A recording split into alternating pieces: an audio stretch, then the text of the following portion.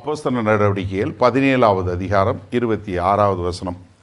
நீங்கள் திருப்பும்போது ஒரு காரியம் நான் சொல்கிறேன்.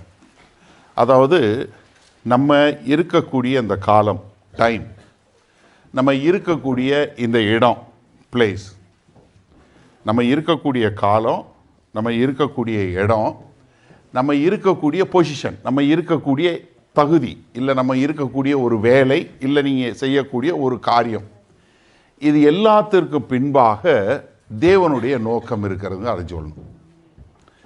Time, place and the position has a greater purpose for God. இது எல்லாத்தையுமே நம்ம இருக்கக்கூடிய இந்த காலகட்டத்தையும், நம்ம இருக்கிற இடத்தையும், நம்ம செய்கிற வேலையும், இல்லை நீங்கள் இருக்கக்கூடிய ஒரு பொசிஷன், மேபி நீங்கள் நினைக்கலாம், நான் வீட்டை காத்துக்கிற ஆளாக இருக்கிறேன், நான் ஹோம் மேக்கர், நான் வீடு மட்டும் தான் பார்த்துக்கிறேன், இல்லை நான் ஐடியில் வேலை பார்க்குறேன், இல்லை நான் நர்ஸாக வேலை பார்க்குறேன், இல்லை நான் பிஸ்னஸ் பண்ணுறேன், இல்லை ஏதோ ஒன்று பண்ணுற உங்கள் பொசிஷன் இருக்கு இல்லையா, இது எல்லாமே கர்த்தர்கிட்டருந்து வந்தது. அப்போஸ்தலர் நடவடிக்கை 17வது அதிகாரம் 26வது வசனம் வாசிங்க. அதாவது மனுஷ ஜாதியாகிய நம் அனைவரையும் தேவனாகிய கர்த்தர் நம்ம எல்லாரையும் ஒரே இரத்தத்தினாலே தோன்ற பண்ணி, நல்ல கவனிங்க, நம்மளை பூமியின் மீதெங்கும் குடியிருக்க செய்து, எப்படி முன் தீர்மானிக்கப்பட்ட காலங்கள், அதாவது நீங்கள் இந்த காலகட்டத்தில், இந்த 2024வது வருஷத்தில் நீங்கள் ஜீவனோட இங்கே இருக்கணுங்கிற இந்த காலகட்டத்தை முன்குறித்தவர் தேவன். முதலாவது நீங்கள் எப்போ பிறக்கலை, முன்னாடி பிறக்கலை, 500 வருஷத்துக்கு முன்னாடி பிறக்கலை, 1000 வருஷத்துக்கு முன்னாடி பிறக்கலை, 2000 வருஷத்துக்கு முன்னாடி பிறக்கலை. நீங்கள் நன்றாக முதல்ல, அதாவது உங்களுடைய காலத்தை புரிந்து கொள்ளுங்கள். நம்ம பிறந்திருக்க காலம் மாதிரி ஒரு அருமையான காலகட்டம் எப்பவுமே கிடையாது. வேத வசனத்தை எடுத்து வாசித்து பார்த்தீங்கன்னா, பழைய ஏற்பாட்டு காலத்தில் பிறந்தவங்களுடைய காதங்கம், பழைய ஏற்பாட்டில் இருந்த மக்களுடைய தாக்கம், அவங்களுக்கு இருந்த ஒரு பசி தாகமும் தேவனை குறித்த ஒரு காலகட்டம். ஆண்டவரே, நான் உங்களுடைய பிரசன்னத்தில் ஒரு நாள் வந்து விட மாட்டேனா, ஆண்டவரே உங்களுடைய ஆலய பிரகாரங்களில் நான் உங்களை ஆராதிச்சு விட மாட்டேனா, ஆண்டவரே நீங்கள் எங்களோட பேசிட மாட்டீங்களா, ஆண்டவரே எங்களுக்கு உங்களுடைய சத்தம் கேட்டு விடாதா என்று சொல்லி கதறி அழுத காலங்கள் உண்டு. அதற்கு பின்பாக தேவனுடைய சத்தம் இல்லாமல் தேவனுக்கு மீறுதலாய் அவர்கள் சிறையிருப்பில் போன காலம் என்று ஒரு காலம் உண்டு. அதற்கு பின்பாக அவங்க திரும்பி வந்த காலம் ஒரு காலம் உண்டு. அதற்கு பின்பாக அவர்கள் மறுபடியும் விசுவாச துரோகத்தில் போய் சிறையிருப்ப போய், அதற்கு பின்பாக கிட்டத்தட்ட ஒரு 400 வருடங்களாக தேவ சத்தம் கேட்காத ஒரு காலம் இருந்துச்சு. அதற்கு பின்பாக யோவான் ஸ்நானகன் வர்றாரு, வந்து முதல்ல தேவனுடைய சத்தத்தை சொல்றாரு. அந்த காலத்தில் நீங்களும் நானும் பிறக்கலை. அதற்கு பின்பாக கர்த்தராகிய இயேசு கிறிஸ்து வர்றாரு. இயேசு கிறிஸ்து வரும்போது கூட இருந்த மக்களுக்கே அவரை பற்றி புரிஞ்சு கொள்ள முடியல. கடைசியில் அவரையே கொலை செஞ்சிடறாங்க. ஆதி திருச்சபை உண்டாகுது. ஆதி திருச்சபை உண்டான பின்பு விசுவாசத்தில் யாரெல்லாம் விசுவாசத்தில் இருக்காங்களோ அவங்களெல்லாம் கொலை செய்யப்பட்டாங்க. விசுவாசத்தில் இருக்கிறதுங்கிறது ஒரு பெரிய சவாலான காரியமாக இருந்தது. அப்போ நீங்கள் பிறக்கலை. அதற்கு பின்பாக கிட்டத்தட்ட ஒரு 1500 வருஷங்கள் சபை ஆளுகை செய்யக்கூடியதா, இந்த வேத வசனம் நம்ம யாருக்கும் தெரியாத ஒரு இருள் நிறைந்த காலமாக இருந்தது. ஏன்னா அந்த வேத புஸ்தகத்தை எடுக்கிறவங்க, வாசிக்கிறவங்க யாராக இருக்க முடியும்? ஒன்லி லேவியர்கள் என்று சொல்லக்கூடிய போதகர்கள் தான் படிக்க முடியும். நீ தொடக்கூட முடியாது. அதனால தான் இன்னைக்கு கத்தோலிக்க சமயத்தில் பைபிளை கும்பிட்டுட்டு போவாங்க, என்ன முத்தம் கொடுப்பாங்களே ஒழி அவங்க திறக்க மாட்டாங்க. என்ன திறக்க முடியாது. இது யார் பரிசுத்தவான் தான் எடுக்க முடியும், இது பரிசுத்த புஸ்தகம் அப்படின்னு இருக்கக்கூடிய காலகட்டத்தில் நீங்கள் பிறக்கலை. நல்ல கவனிங்க. அதற்கு பின்பாக முதலாக ரெஃபர்மேஷன் வருது மார்ட்டின் லூத்தர் மூலமாக. அப்பொழுதுதான் பைபிள் ஆங்கிலத்தில் மொழிபெயர்க்கப்படுது. மொழிபெயர்க்கப்பட்ட டிண்டேல் என்ன பண்ணுறாரு? கொலை செய்யப்பட்டு அவரை உடம்புல இருந்து அவருடைய எலும்பை எடுத்து, அதையும் கல்லறையிலிருந்து எலும்பை எடுத்து அதையும் அரைச்சி மாவாக்கி அதை கொண்டு போய் எல்லா இடத்துல சிதறடிக்கக்கூடிய, ஏன்னா இவன் வந்து பெரிய தப்பு பண்ணிட்டான் என்று சொல்லக்கூடியதா. 1906 தான் வந்து பரிசுத்த ஆவியானவர் மூலமாக அசுசா ஸ்ட்ரீட் ரிவைவல் வந்து பரிசுத்த ஆவியானவர் கொடுக்கப்படுறார். இப்போ நம்ம இருக்கிற காலகட்டம் போல ஒரு அருமையான காலகட்டம் கிடையாது. இன்றைக்கு நீங்கள் வேத வசனத்தை அறிந்து கொள்ள வேண்டும், கர்த்தரை அறிந்து கொள்ள வேண்டும் என்று யாரெல்லாம் உண்மையாக தேடுறாங்களோ அவர்கள் கர்த்தரை அறிந்து கொள்ளக்கூடிய காலம், கர்த்தருடைய வார்த்தையை அறிந்து கொள்ளக்கூடிய காலம், கர்த்தருடைய பிரசன்னத்தில் வாழக்கூடிய காலம். அருமையான காலகட்டத்தில் உங்களை என்னை கர்த்தர் கொண்டு வந்து வச்சிருக்கிறார். எப்பவும் நீங்கள் பின்னாடி திரும்பி பார்த்தீங்கன்னா மனித குலமாகி 6000 வருஷம் இருந்த காலகட்டத்தில் உங்களை நீங்க தேவன் முன் குறித்து இந்த காலகட்டத்தில் உங்களை கொண்டு வந்திருக்கிறார். ஹலோ, இந்த காலகட்டத்தில் உங்களை தேவன் கொண்டு வந்திருக்கிறார், மறந்துடாதீங்க. தேவன் முன்குறிக்கப்பட்ட காலத்தில் என்ன கொண்டு வந்தாரு? அவர் பூமியில் நீங்கள் மீதி எங்க இருக்கும்படியாக தீர்மானம் பண்ணி, எப்படி உங்களை இந்த தேசத்தில் இந்த பட்டணத்தில் இருக்கணும்னு சொல்லி தேவன் தீர்மானம் பண்ணி உங்களை கொண்டு வந்து வச்சிருக்கிறார். ஹலோ, நமக்கு நிறைய பேருக்கு என்னன்னா, நமக்கு இருக்கிறதுல விருப்பம் இல்லை. இங்க இருந்தாலும் நமக்கு இதை குறித்த ஒரு பெரிய தாக்கம் இல்லை. நம்ம இங்கே இருந்தாலும் நிறைய பேருக்கு எங்கே ஊர் ஞாபகம் இருக்குது, இல்லை வேற ஏதோ ஒரு ஞாபகம் இருக்குது. ஆனால் கர்த்தர் என்ன கொண்டு வந்திருக்காரு? உன்னை இந்த தேசத்தில் அவர் இந்த குறிப்பிட்ட காலத்தில் இந்த பட்டணத்தில் உன்னை கொண்டு வந்து வச்சிருக்கிறாரு. வாசிங்க பின்பகுதி. அடுத்து, குடியிருப்பின் எல்லைகளையும் குறித்திருக்கிறார். நீ எங்க குடியிருக்கணும்னு சொல்லி உன்னுடைய குடியிருப்பினுடைய எல்லையும் கர்த்தர் குறித்து வைத்திருக்கிறார். அப்போ என்னன்னா, நீங்கள் தயவு செய்து நன்றாக புரிஞ்சு கொள்ளுங்க.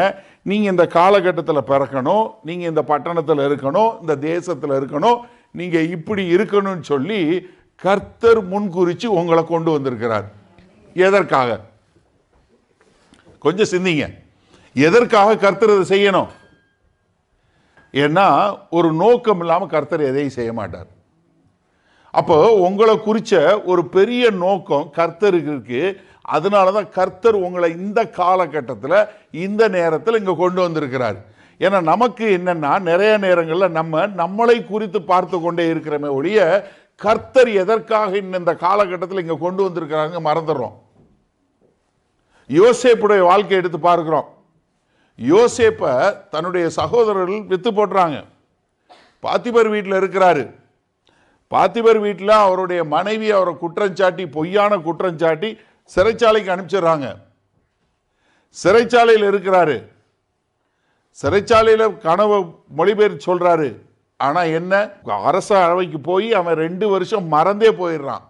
ஆனால் நீங்கள் யோசிச்சு பாருங்க, அவருடைய வாழ்க்கையில் அரண்மனை மாதிரி வீட்டில் இருந்து தூக்கி போடப்பட்ட போதும் சரி, அடிமையாக போய் நின்ன போதும் சரி, பாத்திபர் வீட்டில் இருந்த போதும் சரி, சிறைச்சாலையில் போகும்போது சரி, உட்காந்து அழுது டிப்ரெஷனுக்குள்ளே போகல. ஹலோ, ஏன்னா ஜோசேப்புக்கு தெரியும், கர்த்தர் என்னை ஒரு காரண காரியத்தோடு கொண்டு வந்திருக்கிறார். இந்த பட்டணத்தில் இந்த காலகட்டத்தில் கர்த்தர் வைத்திருக்கிறதுக்கு ஒரு நோக்கம் இருக்குங்கிறதுனால தான் இப்போ யோசேப்பு என்ன சொல்லலை, ஏன் ஆண்டவரே எனக்கு கேட்கல, ஏன் ஆண்டவரே எனக்கு மட்டும் இப்படி நடக்குதுன்னு கேட்கல. ஏன்னா யோசேப்புடைய காரியம் என்னவா இருந்துச்சு? யோசேப்பு என்ன நினைச்சிருந்தா, உட்காந்து பொழுது அழுது புலம்பி இருக்கலாம், துக்கித்து அழுது தொண்டை அடைக்க உட்கார்ந்து இருந்திருக்கலாம், செய்யல. ஆனா யோசேப்பு என்ன பார்த்தாரு? ஆதியாகமம் 50:20 பார்த்து சொல்றாரு இல்லையா, நீங்களும் எனக்கு தீமை செய்ய நினைச்சீங்க, ஆனா கர்த்தர் என்ன பண்ணாரு? அநேகரை ரட்சிக்கும்படியாக என்ன இந்த தேசத்துக்கு கொண்டு வந்தார். அப்ப என்னன்னா, தேவனுடைய நோக்கம் தெரிகிற வரைக்கும் நீங்க உங்களை குறித்து தான் புலம்புவீங்க. உங்களுக்கு என்ன வரும்? டிப்ரெஷன் வரும், பயம் வரும், என்ன வாழ்க்கைன்னு தோணும். ஆனா என்னைக்கு உங்களுக்கு கர்த்தர் இந்த காலகட்டத்தில் என்னை கொண்டு வந்திருக்கிறாரு, என்னுடைய குடியிருப்பை இங்க வச்சிருக்கிறாரு, என்னை ஒரு நோக்கத்தோட கொண்டு வந்திருக்கிறாரு, அதை அவர் நிறைவேற்றுவார் என்று சொல்லும் போதுதான் நீங்க என்ன பண்ண மாட்டீங்க? உங்களை குறித்து புலம்ப மாட்டீங்க. இல்லைன்னா என்ன வரும்? ஏன் ஆண்டவரே எனக்கு இப்படி, நான் நல்லது தானே செய்கிறேன், நான் நல்லா தானே இருக்கிறேன், ஏன் எனக்குன்னு இப்படி நடக்குது, ஏன் எனக்குன்னு இவ்வளோ பேர் இது பண்ணுறாங்க. ஏன்னா உங்களுக்கு ஏதாவது பிரச்சனை வந்தவொடனே என்ன நினைக்கிறீங்க? எல்லாரும் உங்களே பார்க்குற மாதிரி நினைக்கிறீங்க இல்லையா? ஆமாம், எல்லாரும் என்னை சர்ச்சில் ஒரு மாதிரி பார்க்குறாங்க. எல்லாம் நார்மலாக தான் பார்ப்பாங்க. ஆனால் உங்களுக்கு என்ன தெரியுமா தோணும்? எல்லாரும் என்னை ஒரு மாதிரி பார்க்குறாங்க. எல்லாரும் என்ன நார்மலாக வந்து பேசும்போது என்ன இன்னைக்கு என்ன ஒரு மாதிரி வந்திருக்கு அப்படின்னா உடனே பார்த்தியா அவங்க ஏதோ தெரிஞ்சிருக்கு, அதனால தான் அப்படி பேசுகிறாங்க. எப்படி? என்னன்னா முதல்ல நீங்கள் புரிஞ்சு கொள்ளணும், நீங்கள் கர்த்தர் என்ன ஒரு நோக்கத்தோடு கொண்டு வந்திருக்கிறாரு. ஏன்னா அவர் சொல்லும்போது இந்த அப்போஸ்தலர் 17:26 சொல்லும்போது என்ன சொல்றாரு? ஒரே மாம்சத்தினால சகல ஜாதிகளை உருவாக்கி அத்தனை தேசங்களை உருவாக்கி தேவன் முன்குறிச்சு உங்களை கொண்டு வந்து வைத்திருக்கிறார். அப்ப என்னன்னா தேவனுடைய பெரிதான நோக்கம் இதற்கு பின்னாடி இருக்குன்னு தெரிஞ்சாதான் நீங்க என்ன பண்ணுவீங்க, அதை புரிஞ்சு கொள்வீங்க. யோசேப்பு 70 பேரோட எகிப்துக்குள்ள போறாரு. ஆனா எகிப்து ஒரு தாயின் கரு போல யோசேப்பை உள்ள வாங்கி 70 பேரை என்னவா மாத்துது? 30 லட்சம் மக்களா மாற்றி ஒரு தேசமாக வெளியே வருது. ஒரு தேசத்தை கொண்டு வருவதற்காக கர்த்தர் உள்ள கொண்டு போறார் யோசேப்பை. ஏன்னா உங்க மூலமா ஒரு தேசத்தை ரட்சிக்கணும், உங்க மூலமா ஒரு தேசத்துல ஒரு பெரித எழுப்புதல் கொண்டு வரணும்னு கர்த்தர் கொண்டு வந்தா அதை நீங்க காணக்கூடிய கண்கள் இருந்தாதான் நீங்க பண்ண முடியும். இல்லைன்னா உங்களை குறிச்ச காரியம் உங்களை குறிச்சது தான் இருக்கும். நீங்க தயவு செய்து நீங்க நல்லா நம்ம யோசேப்பை குறித்து நிறைய பிரசங்கம் இருக்கு நம்ம யூடியூப் சேனல்ல, நீங்க போய் பாருங்க. யோசேப்பு ஒரு இடத்துல கூட ஏன்னு கேள்வி கேட்கல, ஒரு இடத்துல கூட பயப்படல, ஒரு இடத்துல கூட அழுகல, ஒரு இடத்துல கூட நான் நல்லவேன்னு சொல்லல. ஏன்னா நான் கர்த்தருக்கு முன்னாடி இருக்கிறேன், அதனால கர்த்தர் பார்த்துக்குருவார். அப்ப என்னன்னா நம்மளை இங்க கொண்டு வந்திருக்கிறாரே, நீங்க லண்டன்ல இருக்கிறீங்களே, உங்களை இங்கே வச்சிருக்கிறாரு, உங்களுக்கு ஒரு பதவியை கொடுத்துருக்கிறாரு, உங்களுக்கு ஒரு வேலையை கொடுத்துருக்கிறாரு. எதுக்கு? எஸ்தர் புஸ்தகத்தை திருப்புங்க. எஸ்தர் புஸ்தகத்தில் எஸ்தருடைய வாழ்க்கையிலேருந்து சில காரியங்கள் பார்ப்போம். எஸ்தர் புஸ்தகம் எங்கே இருக்குன்னு கண்டுபிடிச்சிருக்கீங்களா? ஈஸியாக சங்கீதம், யோபு, அதுக்கு முந்தின புஸ்தகம். இல்லைன்னா இந்த பக்கம் வந்தீங்கன்னா நெகமையா, எஸ்ரா, அதுக்கப்புறம் சரியா 4வது அதிகாரத்துக்கு வாங்க. நமக்கு எல்லாருக்கும் தெரிஞ்ச கதை தான் எஸ்தருடைய கதை. எஸ்தர் வந்து பிள்ளை அனாதையாக இருக்கா, அவங்க சித்தப்பா மொரடக்காய் எடுக்கிறாரு, எடுத்து அந்த பிள்ளையை வளர்க்குறாரு. அந்த பிள்ளையை வந்து ராணியாக கொண்டு போய் மாற்றி வைக்கக்கூடிய ஒரு காலகட்டம். இப்போது 4வது அதிகாரத்தில் 1வது வசனம் வாங்க. எஸ்தருடைய புஸ்தகம் 4வது அதிகாரம் 1வது வசனத்துக்கு வாங்க. மொரடக்காய் அறிந்தபோது வஸ்திரங்களை கிழித்து ரட்டுடுத்தி சாம்பல் போட்டுக்கொண்டு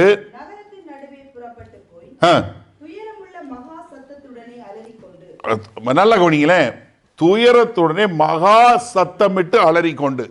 என்ன? யூதர்களை பூரா கொலை செய்ய போறதுக்கான ஒரு திட்டம் வகுக்கப்பட்டு விட்டது, எல்லாரும் கொலை செய்யப்பட போறாங்க அப்படின்னு தெரிஞ்ச உடனே தன்னுடைய ஆடையை கிழித்து கொண்டு ரட்டுடுத்தி, அதாவது துக்கமான ஆடையை உடுத்தி ஊரு பூரா அலைஞ்சு மகா சத்தமிட்டு அழக்கூடிய ஒரு காரியம். யாரு ராணியா இருக்கிறா? எஸ்தர் ராசாத்தி.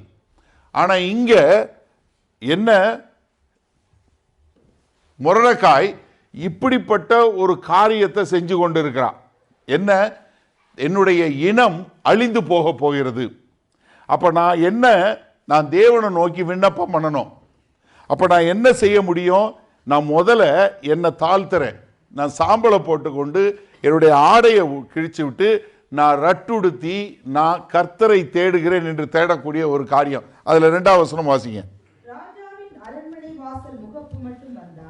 நல்ல கவனிங்க, உள்ளுக்குள்ள அரண்மனைக்குள்ள எஸ்தர் இருக்கிறாங்க, வாசல் வரைக்கும் உட்கார்ந்து அழுகிறாரு.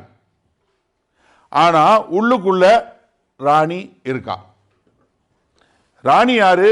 ஒரு யூத பெண்மணி, யாரும் இல்லாத ஒரு அனாதை, தன்னுடைய சித்தப்பாவால தெரிந்தெடுக்கப்பட்டு கர்த்தருடைய தயவுல இன்னைக்கு ராணியா உட்கார வச்சிருக்கிறாரு. ஒரு காலகட்டம், அதாவது எஸ்தர் ராசாத்தி ராணியாக வரக்கூடிய ஒரு காலகட்டம். எஸ்தர் ராசாத்தி அவள் ராசாத்தியாக வருவதற்கு ஒரு காலகட்டம், அந்த ஒரு பதவி. அவ இருக்கக்கூடிய இடம் எங்க? அரண்மனை. அரண்மனைக்கு வெளியே உட்கார்ந்து ரட்டுடுத்தி அழுது கொண்டிருக்கிறார் மொர்தெகாய். இப்போ ராணி என்ன செஞ்சிருக்கணும்? நல்லா யோசிங்க. ஏன்னா உள்ள ராணியா என்னை உட்கார வச்சிருக்கிறாங்க. என்னை உட்கார வச்ச சித்தப்பா சாம்பல் உடுத்தி ரட்டுடுத்தி ஊரு பூரா அழுது கொண்டு வாசலுக்கு வெளியே உட்கார்ந்து அழுது கொண்டு இருக்கிறான்னு. ஆனா ராசாத்தி என்ன பண்றாங்க? எஸ்தர் ராசாத்தி 4வது வசனம் வாசிங்க. அப்பொழுது எஸ்தரின் தாதிமார்களும் அவளுடைய பிரதானிகளும் போய் அதை அவளுக்கு அறிவித்தார்கள். அதனால ராசாத்தி மிகவும் துக்கப்பட்டு மொர்தெகாய் உடுத்தியிருந்த இரட்டை எடுத்து போட்டு அவரை உடுத்துவிக்கிறதுக்கு வஸ்திரங்களை அனுப்பினார். ஹலோ, இன்றைக்கு சபையினுடைய பரிதாப நிலை இதுதான். அழிந்து போகிற ஆத்துமாக்களை குறித்து அழுகிறத விட்டுட்டு அழுகிறவனுக்கு என்ன கொடுக்குறாங்க? வேற உடை கொடுக்கிறது. எப்பா நீ உடுத்திருக்க உடை ரட்டு உட, நான் என்ன பண்ண போறேன்? ராஜ உடை கொடுக்கிறேன், ராஜ உடை கொடுக்கிறேன். என்ன நீ அழிஞ்சு போறவனை பத்தி கவலைப்படாத, நாங்க பெரிய சர்ச்சு கட்ட போறோம், இருக்கிறதுல எங்க சர்ச் தான் பெருசா வரப்போகுது. நீங்க என்ன 100 கோடிக்கா கட்டுறீங்க, நாங்க 150 கோடி கட்டுவோம். நீ என்ன 400 பேருக்கா கட்டுற, நாங்க 800 பேருக்கு கட்டுவோம். அழிஞ்சு போகிற ஆத்துமாக்களை குறிச்ச பாரம் இல்ல. ஜனங்கள் கர்த்தர் அறியாம அழிஞ்சு போறாங்களே, ஜனம் பூரா யூத ஜனம் பூரா அழிஞ்சு போகுதேன்னு சொல்லி அழிவை குறித்து அழுது துக்கித்து கொண்டிருக்கிறவனுக்கு துணி கொடுத்து விடுறாங்க. இன்றைக்கு அதே நிலைமை தான். அநேக சபைகள் என்ன சொல்லுது? நீ பெரியவனா இருக்க முடியும், உனக்கு சுகம் இல்லையா கர்த்தர் சுகப்படுத்துவாரு, உனக்கு வீடு இல்லையா கர்த்தர் வீடை கொடுப்பாரு, உனக்கு கார் இல்லையா கர்த்தர் காரை கொடுப்பாரு. எந்த கிறிஸ்தவம்? எனக்கு அருமையானவர்களை சிந்திச்சு பாருங்க. எந்த சுவிசேஷம் இன்னைக்கு பிரசங்கித்து கொண்டு இருக்கிறோம்? இன்றைக்கு சபை என்ன பண்ணுது? அழுகிறவனை பார்த்து ஐயோ இப்படிப்பட்ட ஒரு காரியம் இருக்குதே, நம்ம திருத்தி கொள்ளணுமே, நம்மை திருத்தி நாம அழைக்கப்பட்ட நோக்கத்தை அறியாதவங்களா இருக்கிறோமே சொல்லி சபையும் சரி சபையில் உள்ள மக்களும் இல்லை. மாறாக அழுகிறவனுக்கு ரட்டு உடுத்துறவனுக்கு துணி கொடுக்கக்கூடியதா இருக்குது. சிந்திச்சு பாருங்க. எஸ்தர் ராசாத்தி தன் தாதிமார்களோட இந்த காரியத்தை கேட்ட போது அவள் என்ன பண்ணுகிறா? அவங்களுக்கு இது நடந்து போச்சேன்னு சொல்லி அவ உடனே என்ன பண்ணல, என்ன காரியம் நம்ம இதை செய்யணும்னு சொல்லல, மாறாக துணி கொடுத்து விடக்கூடியது. ஏன் நீ என்ன ரட்டு தானே உடுத்தி இருக்க, கண்டிப்பா அரண்மனையில் வந்தாருன்னா என்ன ட்ரெஸ் வந்திருக்கும்? நல்ல பகட்டான ட்ரெஸ். இன்னைக்கு நமக்கு பகட்டானது என்ன? நீ உனக்கு என்ன ஒன்றும் கவலைப்படாத, உனக்கு என்ன வேணுமோ அதை இயேசு கிறிஸ்து கொடுப்பாரு. எனக்கு அருமையானவர்களே, அழிந்து போகிற ஆத்துமாக்களை குறித்த ஒரு பாரம் இருக்கா? என் கூட வேலை பார்க்குறவங்க, என் கூட பக்கத்தில் இருக்கிறவங்க அழிஞ்சு போயிடுவாங்களே, அவங்க கர்த்தரை அறியாம பாதாளம் போயிடுவாங்களே அப்படிங்கிற ஒரு தாக்கம் உங்களுக்குள்ள இருக்கா? ஏன்னா நான் எங்க இருக்கேன்? அரண்மனையில் இருக்கிறேன். எனக்கு வேலைக்காரங்க இருக்கிறாங்க, தன்னுடைய நிலையை மறந்துட்டாங்க. எஸ்தர் ஆரம்ப நிலை என்ன? ஒன்றுமில்லாம அனாதையா ஒண்ணுமில்லாம இருந்த எஸ்தர் இன்னைக்கு ராஜாத்தின்னு வந்த உடனே ராஜாத்தியா உட்கார்ந்து இருக்கும் போது, அரண்மனையில் உட்கார்ந்து இருக்கும் போது தன்னுடைய பழைய வாழ்க்கையை மறந்தது. எனக்கு அருமையான தேவ ஜனமே, நீ முதல்ல கர்த்தரை அறிந்து கொள்ளாத போது நீ இருந்த நிலைமை என்ன? இன்னைக்கு கர்த்தர் உன்னை உயர்த்தி இருக்கிறாரே, கர்த்தர் உன்னை இந்த பட்டணத்துக்கு கொண்டு வந்திருக்கிறாரே, கர்த்தர் ஒரு நோக்கத்தோட உனக்கு காரியத்தை கொடுத்திருக்கிறாரே, இன்றைக்கு உனக்கு அதே துக்கம் இருக்குதா? அதே பாரம் இருக்குதா? ரட்சிக்கப்படாத மக்களை குறிச்ச பாரம் இருக்குதா? அந்த தாக்கம் இருக்குதா உங்ககிட்ட? ஐயோ என் ஜனம் அழிந்து போகுதே, கர்த்தர் அறியாம அழிஞ்சு போறாங்களே அப்படிங்கிற ஒரு தாக்கம் இருக்கா? இன்றைக்கு உங்களுடைய நிறைய பிரச்சனைகள் பாருங்க, நீங்க தான் பிரச்சனை. இன்றைக்கு நிறைய பிரச்சனைக்கு என்ன? என்னை இது பண்ணல, எனக்கு அது கொடுக்கல, எனக்கு ப்ரமோஷன் கொடுக்கல, இல்ல என்னை நேசிக்கல, இல்ல எனக்கு இது பண்ணல, எனக்கு அது பண்ணல. எல்லாத்துக்கும் பிரச்சனை என்ன? நீங்க பாருங்க, பெரும்பாலான மக்கள் இதுதான். ஒரு பக்கத்துல இன்னொன்னு என்ன? எனக்கு எல்லாம் இருக்கு, அதனால நான் எதை பத்தியும் கவலைப்பட மாட்டேன். எனக்கு நான் தான் அரண்மனையில் இருக்கனே, எனக்கு வேலை செய்ய ஆள் இருக்கே, எனக்கு எல்லாம் இருக்கு, நான் ரட்சிக்கப்பட்டுட்டேன், நான் சர்ச்சுக்கு வர்றேன், நான் பாட்டு பாடுறேன், காணிக்க கொடுக்குறேன், முடிஞ்சு போச்சு, அவ்வளவுதான். இன்றைக்கு சபை தூங்கி கொண்டு தானே இருக்கு. நான் இந்தியாவில் நிறைய பேர்கிட்ட பேசினேன். இன்றைக்கு போதகர்களும் சபைகளும் சபை கட்டுவதை குறித்து கட்டடம் கட்டுறதை பற்றி பேசுகிறாங்க, அதுக்காக உபவாசம் இருக்கிறாங்க. ஆனால் எத்தனை பேர் இந்த அஜித் தாமஸ் கிறிஸ்டியை பேசி அவங்களும் சர்ச்சுக்கு போயிட்டு வந்து அண்ணே அங்கே போயிட்டு வந்தது ரொம்ப வித்தியாசமாக இருக்குது, தாங்க முடியல. ஆமாம், யோசிச்சு பாருங்க. உட்காந்து லல்லபி பாடிட்டு இருக்காங்க. இயேசு உன்னை தூக்குவாரு, இயேசு உன்னை தாங்குவாரு, இயேசு உன்னை சுமப்பாரு, இயேசு உன்னை தப்பி வைப்பாரு, வா. எங்க எனக்கு அருமையானவர்களே, இங்க உட்கார்ந்துக்கிட்டு அவன் என்ன கொடுத்து விடுறா? ட்ரெஸ் கொடுத்து விட்டுட்டு இருக்கா. எஸ்தர் ராசாத்தி ட்ரெஸ் கொடுத்து விட்டுட்டு இருக்கா. 7வது வசனத்துக்கு வாங்க. அப்பொழுது மொர்தெகாய் தனக்கு சம்பவித்த எல்லாவற்றை பற்றியும் யூதரை அழிக்கும்படி ஆமான் ராஜாவின் கஜானாவுக்கு எண்ணி கொடுப்பேன் என்று சொன்ன பணத்தொகையை பற்றியும் அவனுக்கு அறிவித்ததுமன்றி யூதரை அழிக்கும்படி சூசானில் பிறந்த கட்டளையின் நகலையும் அவனிடத்தில் கொடுத்து அதை எஸ்தருக்கு காண்பித்து தெரியப்படுத்தவும் அவள் அகத்தியமாய் ராஜாவினிடத்திற்கு போய் அவனிடத்தில் தன் ஜனங்களுக்காக விண்ணப்பம் பண்ணவும் மன்றாடவும் வேண்டும் என்று அவளுக்கு சொல்ல ரொம்ப தெளிவா ஒரு ஆர்டர் காப்பி கொடுக்கிறார். ஒரு ஆர்டர் காப்பி கொடுக்கிறார். இதுதான் ஆர்டர். யூத ஜனங்கள் எல்லாம் அழிய போறாங்க, நீ என்ன பண்ணு, இதை கொண்டு போய் கொடு. 2வது, இதை அழிவிலிருந்து நிறுத்து, நீ இதை செய். கொடுத்து அனுப்புறாரு. 8வது வசனம் பாருங்க. யூதர்களை அழிக்கும்படி சூசானில் பிறந்த கட்டளையின் நகலையும் அவனிடத்தில் கொடுத்து அதை எஸ்தருக்கு காண்பித்து தெரியப்படுத்தவும் அவள் அகத்தியமாய் ராஜாவினிடத்திற்கு போய் அவனிடத்தில் தன் ஜனங்களுக்காக விண்ணப்பம் பண்ணவும். நல்ல கவனிங்க, நீ என்ன பண்ணு, ராஜாட்ட போய் என்னுடைய ஜனங்களுக்காக நீ விண்ணப்பம் பண்ணு. நல்ல கவனிங்க, இப்படி சொல்லி அனுப்பிச்சதுக்கு ஜனங்கள் அழிய போறாங்க, நீ ராஜாட்ட போய் சொல்லு. ராஜாட்ட சொல்லி இந்த அழிவை நிறுத்துன்னு சொல்லி சொல்லும் போது எஸ்தர் ராஜாத்தி சொல்லுகிற வசனம் பாருங்க.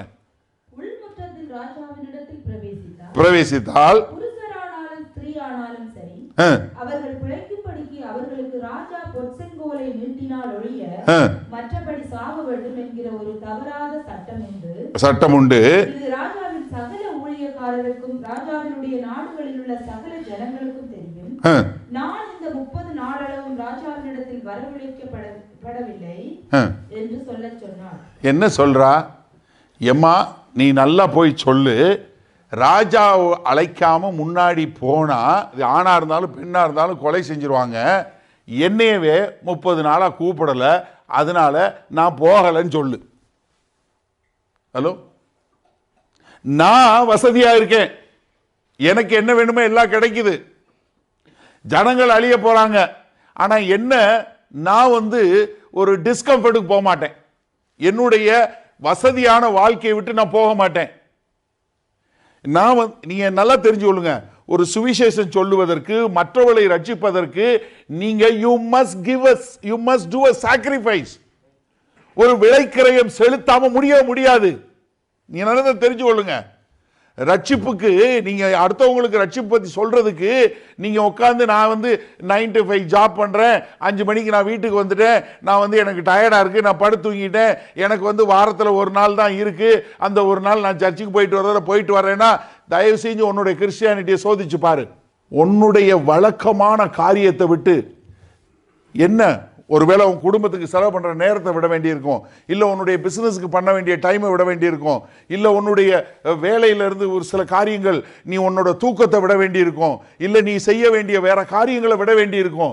இப்ப என்னன்னா, நம்ம எல்லாருமே என்ன பண்றாங்க, என்னுடைய ஷெட்யூல் இதுதான், இதுல ஏதாவது மிச்சம் இருந்தா நான் கர்த்தருக்கு கொடுக்கிறேன். இல்ல, தயவுசெய்து புரிஞ்சு கொள்ளுங்க. அப்படி சொன்னீங்கன்னா அது கிறிஸ்தவ வாழ்க்கை இல்ல. I am willing to sacrifice. நான் பலி கொடுக்க தயாரா இருக்கிறேன். I am willing to go to an extra mile. நான் வருத்துறதுக்கு நான் தயார். நான் நல்லா சிந்திச்சு பாருங்க. இங்க இருந்து இப்ப இந்தியால இருந்து வந்தோம், இந்தியாவுக்கு இங்க இருந்து மிஷனரிமார்கள் வர்றதுன்னா எப்படி காரியம் யோசிச்சு பாருங்க. நமக்கே இப்ப இந்தியாவில் போய் தங்குறதுக்கு அவ்வளவு கஷ்டமா இருக்கு. இங்க பிறந்து வளர்ந்தவங்க போய் இந்தியாவில் போய் அந்த திருநெல்வேலி, தூத்துக்குடி, இல்லை நாகர்கோயில், இந்த இப்படிப்பட்ட மதுரை, இப்படிப்பட்ட பொட்டக்காட்டில் போய் உட்காந்து, வெள்ளூர், இதுல எல்லாம் உட்காந்து அவங்க காலத்தையும் நேரத்தையும் எல்லாத்தையும் தங்களுடைய காரியம் செஞ்சாங்களே. யாராவது இங்க இருந்து பிறந்து வளர்ந்த, நம்ம இங்கிலாந்துல பிறந்து வளர்ந்த ஒரு ஆள் போகணும்னா எவ்வளவு பெரிய தியாகம் தெரியுமா, எவ்வளவு பெரிய விளைக்கரையம் தெரியுமா, செஞ்சாங்களே. அதனாலதானே நமக்கு இன்னைக்கு கிறிஸ்துவ பத்தி தெரிஞ்சது. அப்போ நம்மளை இங்க கொண்டு வந்து வச்சிருக்கிறாரு. நீங்க எஸ்தர் மாதிரி எப்பா எனக்கு போக முடியாது, எப்படி வெளியே மழை, குளிர், பனி. நம்ம வாழ்ற லண்டன்ல எப்பயும் மழை பெய்யும். ஹலோ சொல்லுங்க, என்னைக்கு மழை பெய்யல? என்னைக்கு மழை பெய்யும்? குளிர தான் செய்யும். நீ மழையும் குளிரையும் பார்த்து இல்ல வெளிச்சத்தையும் பார்த்து நீ பண்ணேன்னா நீ ஊழியம் பாப்பியா? சொல்ல முடியுமா? நீங்க எத்தனை பேரு நீங்க வந்து அடுத்தால போய் நான் ஒருத்தரை பிக்கப் பண்ணிட்டு வரேன், ஒருத்தரை டிராப் பண்றேன், இப்படிப்பட்ட ஒரு காரியம் எக்ஸ்ட்ரா மைல் நான் எத்தனை பேர் போயிருக்கோம்? சிந்திச்சு பாருங்க. எஸ்தராசாதி சொல்லி அனுப்புறா. இவ்வளவு சொன்னதுக்கு அப்புறமும் மொர்தெகாய் சொல்றாரு, மொத்த ஜனமும் அழிய போகுது, இதுதான் ஆர்டர் காப்பி, எல்லாரையும் கொல்ல போறான். என்ன சொல்றா? என்னைய கூப்பிடல, நான் போக முடியாது. 30 நாளா என்ன கூப்பிடல, 30 நாளா என்ன கூப்பிடல. சபையை விழித்துக்கொள். இன்றைக்கு அழிந்து போகிற ஆத்துமாக்களை குறிச்ச நாங்க நல்லா இருக்கிறோம், எங்களுக்கு ஆண்டவரை தெரியும், நாங்க நல்லா இருக்கிறோம், நாங்க சர்ச்சில் இருக்கிறோம், எங்களுக்கு ஆண்டவரை தெரியும், நாங்க பரலோகம் போக போறோம். பரலோகம் போறது மாத்திரம் இல்லைங்க, நீங்க என்னத்துக்காக அழைக்கப்பட்டிருக்கீங்க? அழிந்து போகிற ஆத்துமாக்களை குறிச்ச பாரம் ஏன் இல்லை உங்ககிட்ட? இன்றைக்கு ஏன் பெருவாரியான சபைகள் ஒரு சுவிசேஷ ஊழியம் செய்யறதே இல்லையே? இன்றைக்கு தங்களை சுவிசேஷ ஊழியர் சொல்றவங்க பூரா சர்ச்சில் பிரசங்கம் பண்றான். ஹலோ, பேரு சுவிசேஷம், எங்க பண்ற பிரசங்கம்? சர்ச்சில். ஏற்கனவே வர்த்தரை தெரிஞ்சு கொண்டு பைபிள் வச்சுட்டு சர்ச்சுக்குள்ள உட்கார்ந்து இருக்கணும். சுவிசேஷ ஊழியம் என்ன? எல்லாரையும் கூட்டு வச்சு வாங்க ஜெபம் பண்ணுவோம். என்ன ஜெபம்? ஆண்டவரே எலெக்ஷன் வருது. என்ன ஒரு மதியினம்! சிந்திச்சு பாருங்க. இப்போ ஒரே எல்லாம் இந்தியாவில் எல்லாம் ஒரே பிரேயர் ரெக்வெஸ்ட், எல்லாம் மாவட்ட வாரியா பிரேயர் போட்டு எல்லாம் வந்து எலெக்ஷனுக்கு ஜெபம் பண்றோமா? எங்கெங்க இருக்கு வசனம்? எல்லா அதிகாரமும் தேவன்கிட்ட இருந்து வந்தது. யார மந்திரியா வைக்கணும், யார பிரதமரை வந்திருக்க கர்த்தருடைய தீர்மானம். ரோமர் 13வது அதிகாரம் பைபிள் ஸ்டடியில பார்த்தோம், ரொம்ப தெளிவா சொல்லுது. எந்த ஒரு அதிகாரமும் அது தேவனுடைய கரத்துல இருந்து வருது. நீ உட்கார்ந்து அதுக்கு ஜெபம் பண்ண சொல்லியிருக்காரா? அதிகாரத்தில் உள்ளவனுக்கு ஜெபம் பண்ண சொல்லி இருக்கிறாரு. எங்கள் மேல யார அதிகாரியா வைக்கணும் ஜெபம் பண்ண சொன்னது, ஜெபம் பண்ணது யாரு? இஸ்ரவேல் மக்கள் சவுலை கொண்டு வர பண்ணாங்க. அது தேவனுக்கு எதிரான முரட்டாட்டம். இன்றைக்கு சபை என்ன தெரியுமா செய்யுது? உட்கார்ந்து மாவட்ட வாரிய தேர்தலுக்கு ஜெபம் பண்றாங்க. என்ன ஒரு கொடுமை! எஸ்தர் மாதிரியே தான். நாங்க அரமனைக்குள்ள இருக்கிறோம், எங்களுக்கு எந்த பிரச்சனையும் இல்லை. நான் அரமனைக்குள்ள இருக்கிறேன், என்னைய ஒரு கூப்பிட்டா போவேன். மொர்தெகாய் பதில் பாருங்க. எஸ்தரின் வார்த்தைகளை மொர்தெகாய்க்கு தெரிவித்தார்கள். மொர்தெகாய் எஸ்தருக்கு திரும்ப சொல்ல சொன்னது, நீ ராஜாவின் அரண்மனையில் இருக்கிறதுனால் மற்ற யூதர் தப்பக்கூடாதிருக்க நீ தப்புவாய் என்று உன் மனதிலே நினைவு கொள்ளாதே. முதல்ல என்ன, உன் ஜனம் அழிஞ்சு போகுது, ஆனா நான் ரட்சிக்கப்பட்டுட்டேன்னு நினைக்காத, நீ தப்பிக்க மாட்ட. அப்புறம் சொல்றாரு பாருங்க, நல்லா கவனிங்க, நீ இந்த காலத்திலே மௌனமா இருந்தால்,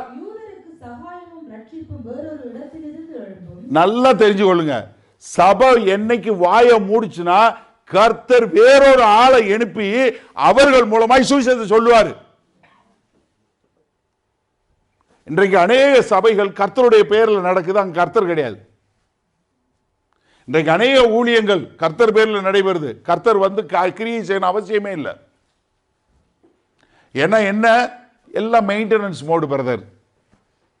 எல்லாம் என்ன, எங்க தரிசனம் பூரா என்ன, நாங்க எப்படி எல்சிடி ஸ்கிரீன் பெருசா போட முடியும், ஒரு அரை மணி நேரம் 3/4 மணி நேரம் எனக்கு ஒரு நாள் டைம் இருந்துச்சு, உட்காந்து கிறிஸ்தவ சேனல் ஒரு 7-8 சேனல் இருந்துச்சு, உட்காந்து பார்த்தேன். ஒரு பிரசங்கத்தில் கூட இயேசுவை பார்க்க முடியல. எல்லா அட்வர்டைஸ்மெண்ட் பூரா எப்படி வந்து உங்களுக்கு எல்இடி ஸ்க்ரீன் பெருசாக ஆள் உயரத்துக்கு போட முடியும், எவ்வளவு இதில் பண்ண முடியும், எப்படி பண்ண முடியும், எப்படி நீங்கள் வந்து மார்க்கெட் பண்ண முடியும், எந்த மெசேஜ் எடுத்திங்கனாலும் கீழே ஜிபேயில் எப்படி பே பண்ணுறது, இந்த பேயில் எப்படி பண்ணுறது, பேடிஎம்மில் எப்படி பே பண்ணுறது, ஊழியத்துக்கு எங்கேருந்து காசு அனுப்புறது, பேங்க் அக்கௌண்ட் நம்பர், இதுதான் ஸ்க்ரீன் பூரா. பிச்சை எடுக்கிற மாதிரி. இதுதான் ஊழியம், இதுதான் ஊழியம். சிந்திச்சு பாருங்க. எப்பா நீ அமைதியா இருந்தேன்னா ரட்சிப்பு வேற ஒருத்தர் மூலம் கர்த்தர் கொண்டு வருவாரு.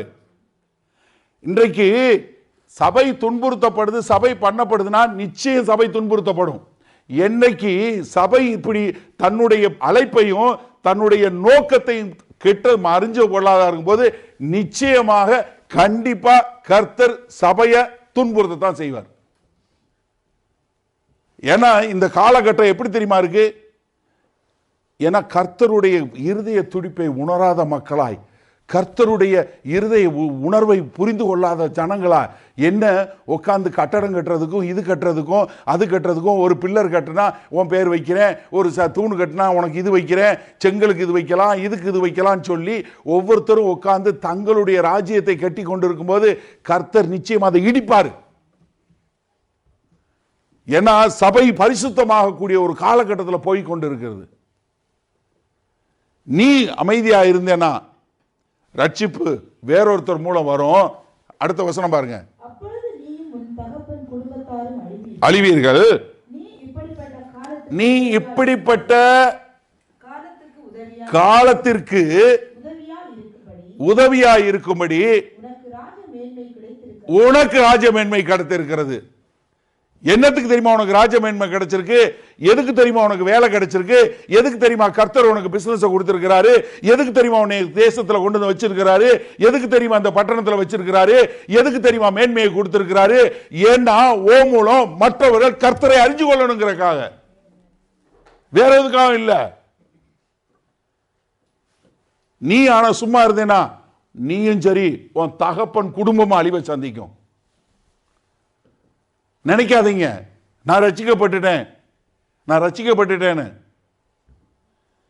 ஏன்னா நம்ம பார்க்கிறோம், எசக்காயா வாழ்க்கையை பார்க்கிறோம். எசக்காயா தனக்கு பிரச்சனை உடனே ஆண்டவர்கிட்ட போறான், தனக்கு எதிரி வந்த உடனே ஆண்டவர்கிட்ட போறான்.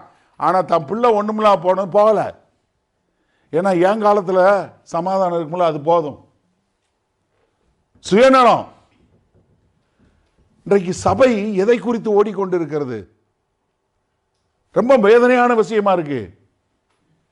கர்த்தர் சொல்றாரு, மொர்தெகாய் மூலம் சொல்றாரு, டேய் நீ இன்னைக்கு அமைதியா இருந்தேன்னா வேறொருத்தர் மூலம் ரட்சிப்பு வரும்.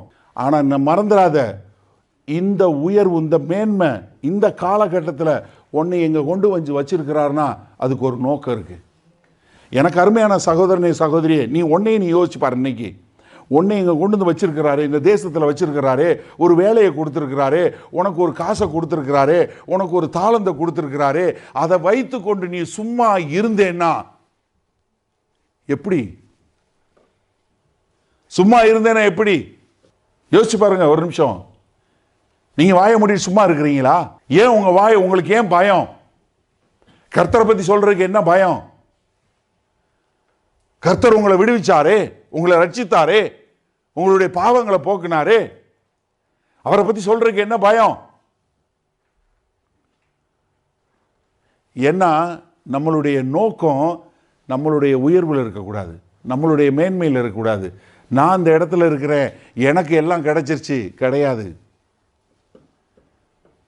ஏன்னா உங்களை கொண்டு வந்து ஒரு பொசிஷனில் வச்சிருக்கிறாரே, இந்த காலகட்டத்தில் இந்த அரண்மனையில் இந்த ஒரு மேன்மையோட ஒன்று வச்சிருக்கிறாரே, அதுக்கு ஒரு நோக்கம் இருக்கு. அந்த நோக்கத்தை மறந்துடாத, அந்த நோக்கத்தை மறந்துடாத. நல்ல கேள, எஸ்தருக்கு இந்த செய்தியை கேட்ட உடனே மனம் திரும்புதல் வந்துச்சு. எனக்கு அருமையான சகோதரனே சகோதரியே, எஸ்தருக்கு வந்த மனம் திரும்புதல் உங்களுக்கு இன்னைக்கு வரட்டும். எஸ்தருக்கு வந்த அதே மனம் திரும்புதல் உங்கள் அனைவருக்கு வரட்டும்.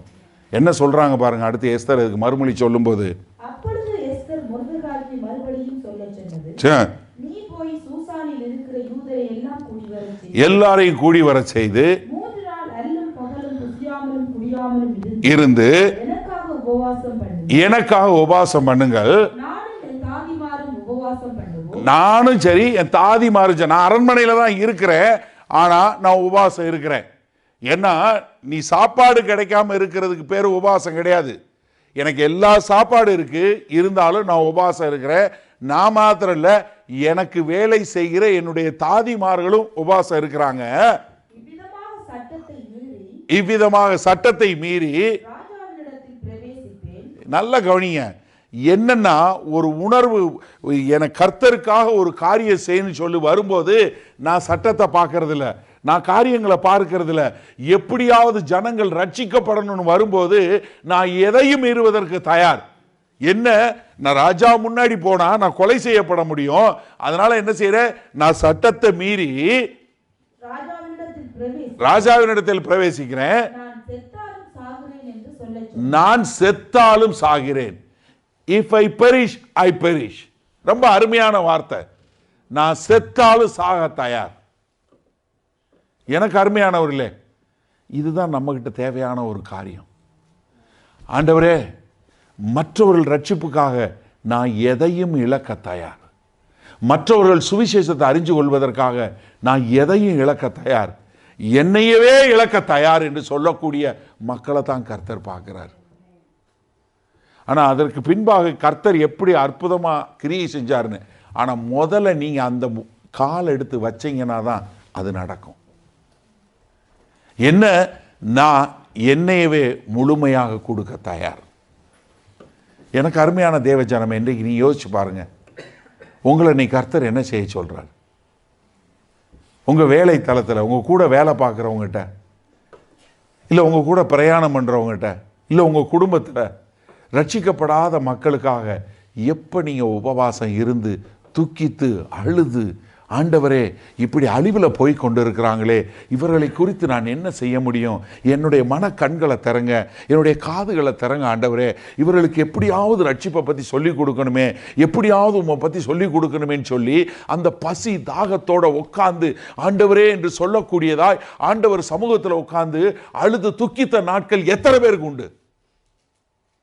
சிந்திச்சு பாருங்க. அடுத்தவருடைய ரட்சிப்பிற்காக நீங்க என்னைக்கும் உபவாசம் இருந்திருக்கீங்க? நீங்க உபவாசம் இருக்கிறலாம் எதுக்கு இருக்கிறோம்? கேட்டா எனக்கு வீடு வேணும், கேட்டா எனக்கு காரு வேணும், கேட்டா எனக்கு கல்யாணம் ஆகணும், எனக்கு பிள்ளை பிறக்கணும், என் புருஷன் மாறணும், என் பொண்டாட்டி மாறணும். எனக்கு அருமையானவர்களை சிந்திச்சு பாருங்க. என்றைக்கு அழிந்து போகிற ஆத்துமாக்களை குறிச்ச தாக்கம், அந்த பாரம், நான் கர்த்தருக்கு ஆண்டவரே உண்மை அறியாம மக்கள் அழிஞ்சு போறாங்களே, நான் எப்படி உங்களுக்கு நான் சொல்ல முடியும்? எப்படி நான் கர்த்தரே ஆண்டவரே நீங்க வந்து ஒருவரும் கெட்டு போக கூடாதுங்கிற சித்தம், நீங்க வந்து கல்வாரி சிலுவையில ரத்தம் சிந்து மரித்தோம், இன்றைக்கும் ஆயிரமான மக்கள் மரிஞ்சு போய்கிட்டே இருக்காங்களே, நான் எப்படி சும்மா இருக்க முடியும்? சிந்திச்சு பாருங்க. முதல்ல இந்த தாக்கம் நமக்குள்ள வரணும். நம்ம ஒவ்வொரு கிறிஸ்தவனுக்குள்ள இந்த தாக்கம் வரணும். அந்த தாக்கம் வந்தாதான் நீங்க என்ன பண்ண மாட்டீங்க, உட்காந்து உங்களை குறித்து துக்கிக்க மாட்டீங்க. ஏன்னா இன்றைக்கு என்ன, உங்களுக்கு அந்த தரிசனம் இல்லாதனால என்ன பண்றீங்க, உள்ளுக்குள்ள பாக்குறீங்க. இன்றைக்கு சபை தான் எக்ஸாக்டா பண்ணுது. கர்த்தர் சபையை அழைச்சது எதற்கு? ரட்சிக்கப்படாத மக்களை ரட்சித்து ரட்சிக்கப்பட்ட மக்களை தகுதியுள்ள ஊழியக்காரர்களாய் மாற்றி அனுப்புவதற்கு தான சபை உருவாக்கப்பட்டது. ஆனால் சபை இன்னைக்கு என்ன பண்ணிட்டு இருக்கு? சிந்திச்சு பாருங்க. சபையினுடைய தரிசனம் என்னவாயிருச்சு? முழு நேரம் தன்னை குறித்த தரிசனம் ஆயிடுச்சு. எல்லாம் நாங்க எங்களுக்கு எல்லாம் ஒன்வே ஆயிடுச்சு. இப்போ பூரா இங்கே வந்தேன்னா நீ வெளியே போகக்கூடாது, அது இல்லையே. வந்த ஒவ்வொருத்தரும் ஒரு தகுதியுள்ள ஊழியக்காரர்களாய் வெளியே போறது தானே சபை. வந்தா உள்ளுக்குள்ள அப்படியே கெட்டு போகாம இருக்கிறதுக்காக வச்சிருக்கோம். சபை என்ன ஃப்ரிட்ஜா? சாப்பாடு கெட்டு போகுதுன்னு உள்ளுக்குள்ள வச்ச மாதிரி அப்படியே இருக்கிறதுக்கு. அதனாலதான் நிறைய கிறிஸ்தவன் அப்படியே இருக்கான். எத்தனை வருஷம் ஆனாலும் அப்படியே இருக்கான், மாறுறதே இல்லை. எனக்கு அருமையானவர்களே, எஸ்தருக்கு சத்தம் உண்டாச்சு. மொர்தெகாய் சொன்னார், இந்த காலகட்டத்தில் உன்னை ஆண்டவருங்க கொண்டு வந்திருக்காரு, இந்த காலகட்டத்தில் உனக்கு ஒரு மேன்மையை கொடுத்துருக்கிறாரு, இந்த காலகட்டத்தில் உன்னைய இந்த இடத்துல உட்கார வச்சிருக்கிறாரு. ஆனால் நீ கர்த்தருடைய நோக்கத்தை மறந்து போகாத. இன்னைக்கு உங்களை பார்த்து ஆண்டவர் கேட்குற கேள்வி இதே தான். இந்த காலகட்டத்தில் உங்களை இன்னைக்கு லண்டனுக்கு கொண்டு வந்திருக்கிறாரே, உங்களுக்கு ஒரு வேலையை கொடுத்துருக்கிறாரே, உங்களை இங்கே குடியிருக்க வச்சிருக்கிறாரே, உங்களுடைய தாக்கம் என்னவா இருக்கு? Where is your heart? உங்களுடைய இருதய துடிப்பு எதை குடிச்சதா இருக்கு? அட்லீஸ்ட் ஒரு ஆத்ம மீட்பு, நான் ஒருத்தருக்காவது தேவனை பற்றி சொல்லணும், நான் யாரையாவது ரட்சிப்புக்குள்ளே வழி நடத்தணும், இத்தனை பேர் இருக்காங்களே அப்படிங்கிற ஒரு தாக்கம் இருக்கா? அதை குறித்த ஒரு பதப்பதப்பு இருக்கா? இல்லை அழிஞ்சு போகிற ஆத்மாக்களை குறித்த கண்ணீர் இருக்குதா? இன்றைக்கு ஒரு நிமிஷம் உங்கள் கண்ணில் கண்ணீர் வந்திருக்கு அழிஞ்சு போகிற ஆத்மாக்களை குறித்து சிந்திச்சு பாருங்க. நான் கிறிஸ்தவன், கிறிஸ்துவை ஏற்றுக்கொண்டேன், பரலோகம் போக போகிறேன், நான் ஒழுங்காக சர்ச்சுக்கு வந்துடுவேனே, காணிக்கை கொடுத்துருவேனே? இல்லை, நீங்கள் கர்த்தரோட அன்பை முழுமையாக புரிஞ்சு கொள்ளலை, நீங்கள் கர்த்தருடைய தியாகத்தை முழுமையாக புரிஞ்சு கொள்ளலை, கர்த்தருடைய தியாக பலியை நீங்கள் புரிஞ்சு கொள்ளலை. ஏன்னா கர்த்தரை உறிஞ்சு கொண்டா, கர்த்தரை அறிஞ்சு கொண்ட மக்கள் சும்மா இருக்க மாட்டான், சும்மா இருக்க முடியாது. ஆண்டவரே, அறியாமல் இத்தனை பேர் அழிஞ்சு போகிறாங்களே, நான் எப்படி சும்மா இருக்க முடியும்? நாங்கள் கூடி கூடி இது பண்ணுறது எதற்காக? நம்ம கூடி வருவது எதற்காக? சபை கூடி வருவது எதற்காக? உங்களை தகுதியுள்ளவங்களாக மாற்றுவதற்காகத்தானே. அந்த இருதய துடிப்பு, கர்த்தருடைய இருதய துடிப்பு உங்களுக்குள்ள இருக்கா? பவுல் சொல்கிறாரே, ரோமர் 9வது அதிகாரம் 3வது வசனத்தில், என் இன மக்கள் ரட்சிக்கப்படுவதற்காக நான் சபிக்கப்பட்டவனாக விரும்பேன்னு சொல்கிறாரே. அந்த தாக்கம் ஏன் நம்மகிட்ட இல்லை? இன்றைக்கு ஒரு நிமிஷம் உங்களை சோதிச்சு பாருங்கள். மொர்தெகாய் சொன்னா எஸ்தர்கிட்ட, நீ இன்னைக்கு அமைதியாக இருந்தேன்னா ரட்சிப்பு வேறொரு தாள் மூலம் வரும்.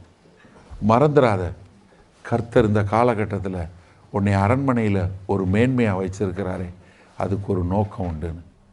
இன்றைக்கு உங்களை இந்த காலகட்டத்தில், இந்த 2024 உங்களை கொண்டு வந்து லண்டனில் வச்சுருக்கிறாரே, உங்களுக்கு ஒரு வேலையை கொடுத்துருக்கிறாரே, உங்களுக்கு ஒரு பணத்தை, உங்களுக்கு ஒரு திறமையை, உங்களுக்கு ஒரு காரியங்களை கொடுத்துருக்கிறாரே, உங்களுக்கு அந்த தாக்கம் இருக்குதா? யாரை குறித்து துக்கித்து அழுதுருக்கிறீங்க? யாருடைய ரட்சிப்புக்காக நீங்கள் அப்படி ஜெபம் பண்ணியிருக்கிறீங்க? ஏன் உங்களுக்கு உரைக்கலை? ஆண்டவரே, நான் பாவி, என்னை ரட்சித்துட்டேன்னு சொல்கிறீங்க. ஆனால் கொஞ்ச நாள் ஆனதுக்கப்புறம் என்ன ஆயிடுது? பக்கத்தில் இருக்கவனை பார்த்துட்டு, இவனை விட நான் நல்லவன். ஒருவேளை உங்கள் வீட்டில் உள்ள உங்கள் புருஷனையோ, உங்கள் மனைவியோ, உங்கள் பிள்ளையோ, இல்லை உங்கள் பெற்றோரையை பார்த்துட்டு, இல்லை மாமனாரை பார்த்துட்டு, அவங்கள விட நான் நல்லவன், அதனால் கர்த்தருக்கு, காட் மஸ்ட் பி ஹாப்பி, என்னை ரட்சித்தது கர்த்தருக்கு சந்தோஷமாக இருக்கணும்னு நினைக்கிறது மாறிடுமே. ஏன்? ஒரு நிமிஷம் இன்றைக்கி சிந்திப்பீங்களா? மொர்தெகாய் கேட்ட அதே கேள்வியை நான் உங்கள்கிட்ட கேட்குறேன். உங்களை ரட்சித்தாரே, இந்த காலகட்டத்தில் உங்களை கொண்டு வந்தாரே, உங்களுக்கு ஒரு பதவியை கொடுத்து, உங்களுக்கு ஒரு வேலையை கொடுத்து, உங்களுக்கு ஒரு வீட்டை கொடுத்து, உங்களுக்கு ஒரு மேன்மையை கொடுத்தாரே, நீங்கள் இன்றைக்கி சும்மா இருந்தீங்கன்னா நீயும் உன் தகப்ப வீட்டுக்கும் அழிவு வரும். நீ நினைக்காத, கர்த்தர் யாரை கொண்டாவது ரட்சிப்பை கொண்டு வருவார், ஆனால் உனக்கு ஒரு மேன்மையை கொடுத்ததுக்கு ஒரு நோக்கம் இருக்குன்னு சொன்னாரே. எனக்கு அருமையான சகோதரனே, சகோதரியே, எஸ்தர் உடனே ரெஸ்பாண்ட் பண்ணாங்க, நான் செத்தாலும் சாகிறேன், நான் கர்த்தருக்கு என்று வாழுவேன்னு. இன்றைக்கு உங்களில் எத்தனை பேர், ஆண்டவரே நான் I'm willing to go extra mile, ஆண்டவரே ஐம் வில்லிங் டு சாக்ரிஃபைஸ், ஆமாம் ஆண்டவரே நான் தியாகமாக வாழ விரும்புகிறேன், ஆண்டவரே நான் எனக்காக வாழ்ந்தது போதும், ஆண்டவரே நான் உமக்கென்று வாழ விரும்புகிறேன். நிறைய நேரங்கள் என்னுடைய ஃபோக்கஸ் என்ன குறித்ததாக இருந்தது, நாங்கள் சபையாக ஒரு சில நேரங்களில் நாங்கள் அப்படி இல்லைன்னா ஆண்டவரே எங்களை தயவாக மன்னிங்க. இன்றைக்கு ஆண்டவரே எங்களை அந்த தேசத்தில், இந்த காலகட்டத்தில், இந்த இடத்துல வைத்திருக்கிறதுக்கு ஒரு நோக்கம் இருக்குங்கிறத அறிஞ்சு கொண்டேன். எஸ்தர் எப்படி ஆண்டவரே அந்த அழைப்புக்கு ஆம் என்று சொல்லி நான் மரித்தாலும் மரிக்கிறேன் அப்படின்னு சொல்லி போனாங்களோ, அதே போல் நான் என்னை அர்ப்பணிக்கிறேன்னு சொல்கிறவங்க இருக்கிற இடத்துல எளிமை நில்லுங்க. நான் உங்களுக்காய் ஜெபிக்கிறேன்.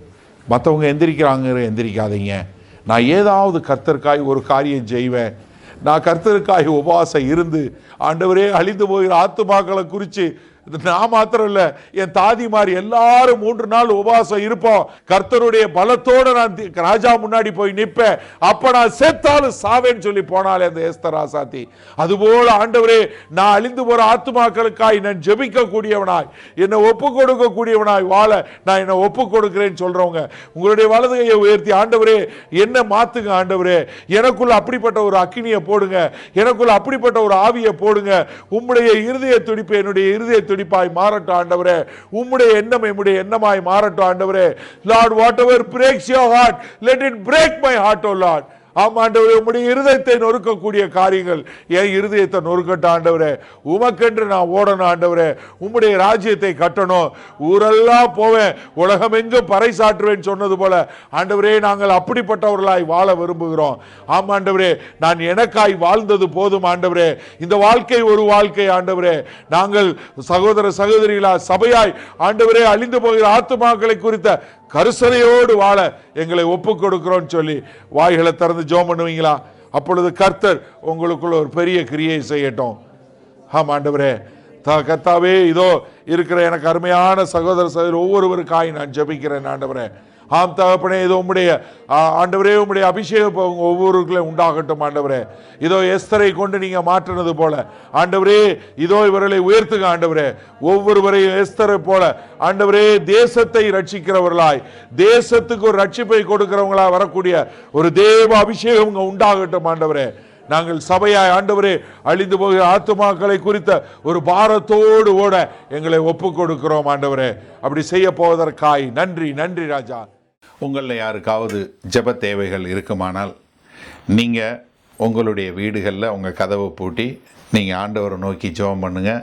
உங்களுடைய எல்லா விதமான பலவீனங்களை குறித்து தெரிந்து வைத்திருக்கிற தேவன், எப்போதும் ஜீவன் உள்ள தேவன், உங்களுடைய ஜெபங்களை கேட்டு உங்களுக்கு பதில் கொடுப்பார். நீங்கள் வேற ஒரு ஆள்கிட்ட போகணும், வேற ஒருத்தவங்கிட்ட போய் ஜெபத்துக்கு போகணும்னு அவசியம் இல்லை. நீங்கள் ஜெபம் பண்ண ஆண்டவராகிய இயேசு கிறிஸ்துவை ஏற்றுக்கொண்ட எல்லாரும் பிதாவாகிய தேவன்கிட்ட ஜெபம் பண்ணால் அந்த ஜெபத்தை கேட்டு பதில் கொடுக்கக்கூடிய அன்புள்ள பரமபிதா தான் நமக்கு இருக்கிறாரு. அதனால் தைரியமாக நீங்கள் ஜெபம் பண்ணுங்க.